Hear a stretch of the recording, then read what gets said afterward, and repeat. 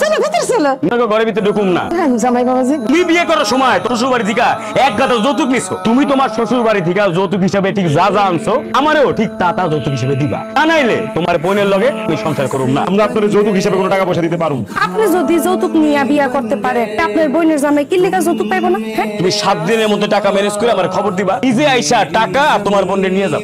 যদি আমার জামাই বাড়িতে ফেরত যাইতে না পারি তাহলে কিন্তু আমি আত্মহত্যা করবো। আমি তোমার শ্বশুরের কাছ থেকে 2 লক্ষ টাকা যৌতুক নিয়েছিলাম, ওই টাকাটা আমি দুলাভাইরে দিয়ে দিই। ওই টাকা তো আমি দিতে দিব না। যে টাকাটা দে।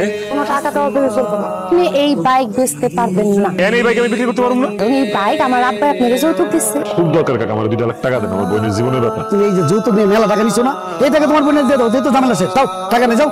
আপনি মেম্বার সাহেব আমার 2 লাখ টাকা ধার দেন। তোরে আমি 1 টাকাও ধার দেব না। কেন? কারণ তুই যৌতুক নিয়ে বিয়া করছিস। কেউ একটা টাকা ধার দেয় নাই দুলাভাই, আমার বোনের আপনি বাড়িতে লয়ে যান। 2 লক্ষ টাকা না হইলে তোমার বোন আমি বাড়িতে আনবো।